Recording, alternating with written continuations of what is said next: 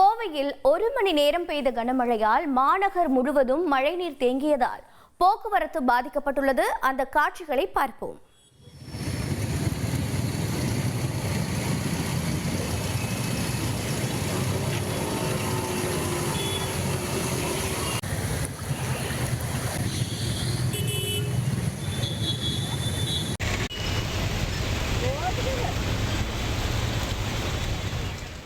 விவரங்களை செய்தியாளர் கார்த்திக் வழங்கிட கேட்கலாம். கார்த்திக், வணக்கம். தற்போது மழைநீர் தேங்கியிருப்பதால் வாகன ஓட்டிகளுக்கு ஏற்பட்டிருக்கக்கூடிய சிரமங்கள் என்ன? தற்போது போக்குவரத்து சீர் செய்யப்பட்டு விட்டதா?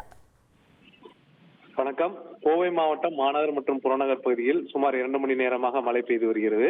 குறிப்பா மாநகர் பகுதியான காந்திபுரம், முக்கடம், டவுன்ஹால், ரயில் நிலையம் உள்ளிட்ட பகுதிகளில் அதிக அளவில் மழை பெய்ததால் மழையுடன், அதாவது மழை நீரும் மற்றும் கழிவு நீரும் சேர்ந்து சாலை முழுவதும் நிரம்பியதால் இதனால் போக்குவரத்து பாதிப்பு ஏற்பட்டது. வாகன என்னங்க, இனி வீட்டு வேலையில கொஞ்சம் அதிக ஒத்தாசையா இருக்கணும். யா வேலை கிடைச்சதா? வேலையா? நான் பாஸ் ஆகணும்னு நினைக்கிறேன். எப்படி? பாஸ் வாலா. பி தி பாஸ். வாகனம் ஓட்டுவதற்கு கடும் சிரமத்துக்கு உள்ளாகினர். குறிப்பாக லங்கா கார்னர் என்ற பகுதியில், ரயில் நிலையம் இருக்கக்கூடிய பகுதியில், அரசு மருத்துவமனை சுற்றியுள்ள பகுதிகளில் மழைநீர் அதிக அளவு தேங்கியதனால் வாகனங்கள் செல்ல முடியாத சூழல் ஏற்பட்டது.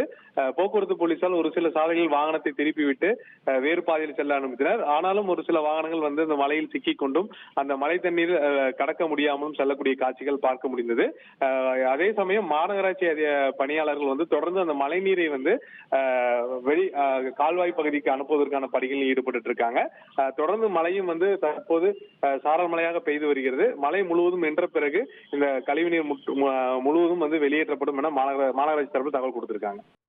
தகவல்களுக்கு நன்றி கார்த்திக்.